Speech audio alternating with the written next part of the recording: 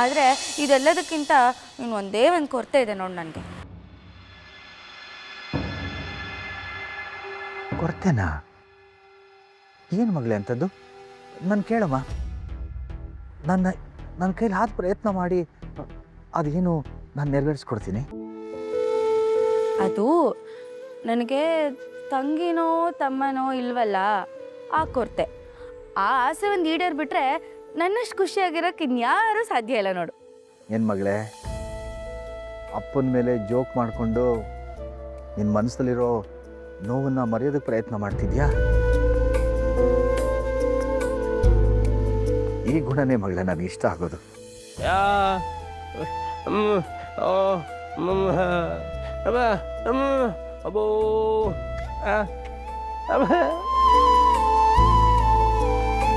ಅಪ್ಪ, ನನಗೇನೋ ಒಂದು ಆಸೆ ಇದೆ, ಅದನ್ನು ನಿನ್ನ ಹತ್ರ ಕೇಳೋಣ ಅಂತಾನೆ ನಾನು ಇಲ್ಲಿಗೆ ಬಂದಿದ್ದು.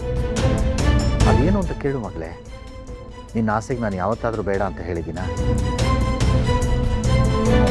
ಅದು ನಾನು ಕೆಲ್ಸಕ್ಕೆ ಸೇರೋಣ ಅಂತ ನಿರ್ಧಾರ ಮಾಡಿದ್ದೀನಪ್ಪ.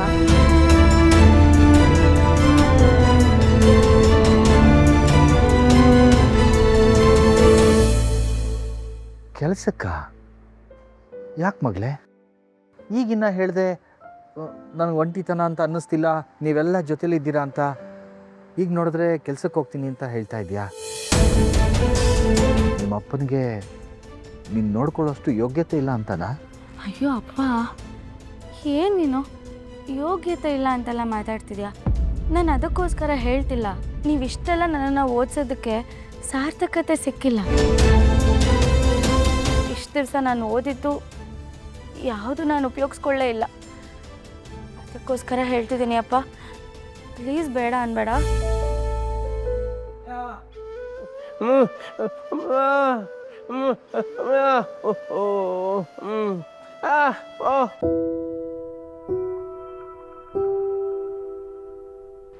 ಸರಿಮಾ, ನಿನಗೆ ಕೆಲ್ಸಕ್ಕೆ ಹೋದ್ರೆ ಖುಷಿ ಸಿಗುತ್ತೆ ಅನ್ನೋದಾದರೆ ನಾನು ಬೇಡ ಅಂತ ಹೇಳಲ್ಲ. ಆದರೆ ಜಾನು ನೋಡು, ಆ ಹಗಲು ರಾತ್ರಿ ಕಷ್ಟಪಟ್ಟು ಮಾಡುವಂಥ ಕೆಲಸ ಎಲ್ಲ ಒಪ್ಕೋಬೇಡ. ಯಾವುದಾದ್ರೂ ಸುಲಭವಾಗಿ ಬೆಳಗ್ಗೆ ಹೋಗಬೇಕು, ಸಾಯಂಕಾಲ ಮನೆಗೆ ಬರಬೇಕು ಅಂಥ ಕೆಲಸ ನೋಡ್ಕೊ. ಸರಿಪ್ಪ, ನೀನು ಇದಕ್ಕೆ ಒಪ್ಕೊಂಡಿಯಲ್ಲ, ಅಷ್ಟು ಸಾಕು ನನಗೆ. ಥ್ಯಾಂಕ್ಸ್ ಅಪ್ಪ. ಸರಿ ಬಾ, ಲೇಟ್ ಆಗಿದೆ, ತಿಂಡಿ ತಿನ್ನು ಅಂತೆ. ತಿಂಡಿ ಬಾ. ಬಾ ಬಾ ಬಾ ಬಾ.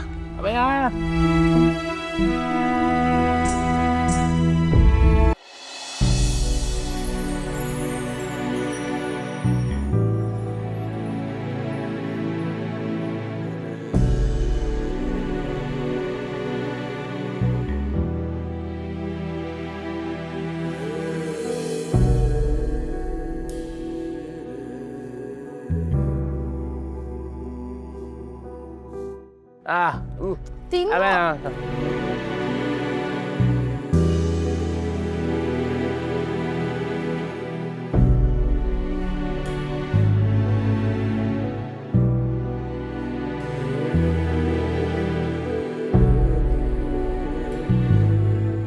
ಇವಾಗ ತಿಂತ ತಿಂತ ಹೊಟ್ಟೆ ಹಸು ಗೊತ್ತಾಗ್ತಾ ಇದೆ. ಅದಕ್ಕೆ ಟೈಮಿಗೆ ತಿನ್ಬೇಕು ಅಂತ ಹೇಳೋದು.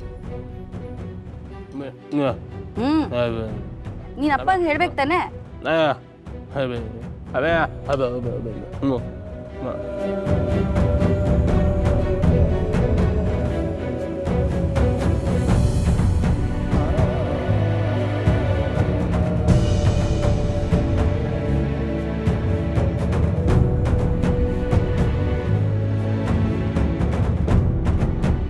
Very good. ಈಗ ನಿನಗೆ ಖುಷಿ ಆಯ್ತಾ? ಹ್ಞೂ, ಫುಲ್ ಖುಷಿ. ಮಗಳೇ ಸರಿ, ಇದೆಲ್ಲ ಎತ್ಕೋ, ನಾನು ಕೆಲಸ ಮುಗಿಸ್ಬಿಡ್ತೀನಿ. ಬಾ, ಈಗಷ್ಟೇ ತಿಂಡಿ ತಿಂದಿದ್ಯಾ, ಒಂದು ಸ್ವಲ್ಪ ಸುಧಾರಿಸ್ಕೊಂಡು ಹೋಗು. ಕೆಲಸ ಬಂದಾಗ ಚೆನ್ನಾಗಿ ಕೆಲಸ ಮಾಡಿ ದುಡಿಬೇಕವ. ಮನೇಲಿ ವಿಶ್ರಾಂತಿ ತಗೊಳ್ಳುವಾಗ ವಿಶ್ರಾಂತಿ ತಗೋಬೇಕು. ಇವಾಗ ಕೆಲಸ ಬಂದಿದೆ. ಆಯ್ತಾಯ್ತು, ನೀನು ಇಷ್ಟ. ಬೆಂಕಿ, ಬೇಗ ಬಾ.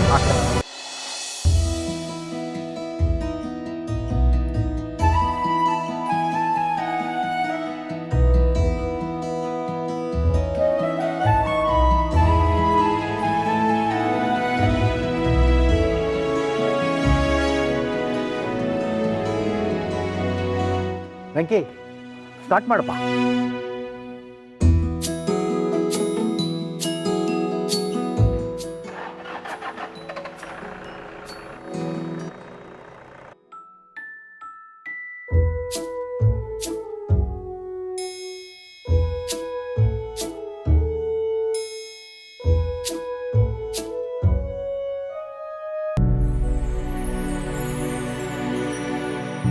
ನೀವೆಲ್ರೂ ಅನ್ಕೊಂಡಿರೋ ತರ ಇವ್ರು ಮನುಷ್ಯರಲ್ಲ, ಮನುಷ್ಯ ರೂಪದಲ್ಲಿರೋ ರಾಕ್ಷಸ.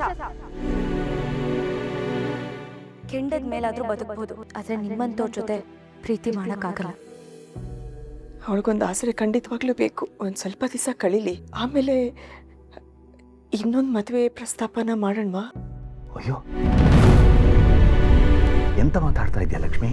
ಯಾವುದೇ ಕಾರಣಕ್ಕೂ ಅವಳು ಮದುವೆ ಬಗ್ಗೆ ಮಾತಾಡಬೇಡ.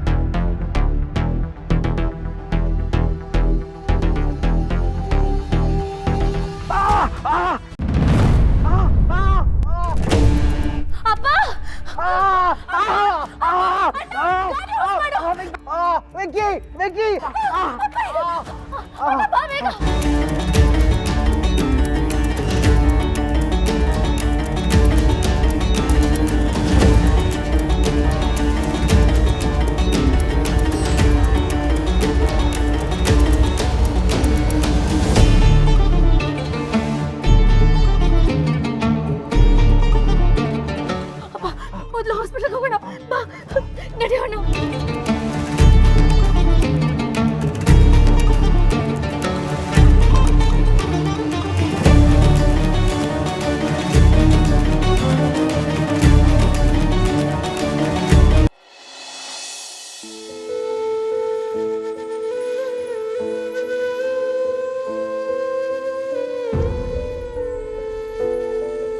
ನೋಡಿ ಮೇಡಮ್, ಇದೆಲ್ಲ ಆದಮೇಲೆ ಎಕ್ಸ್ರೇ ತೊಗೊಳ್ಳಿ. ಎಕ್ಸ್ರೇ ತೊಗೊಂಡು ರಿಪೋರ್ಟ್ಸ್ ತೊಗೊಂಡು ಬನ್ನಿ, ಕ್ಯಾಬಿನಲ್ಲಿ ಇರ್ತೀನಿ. ಓಕೆ?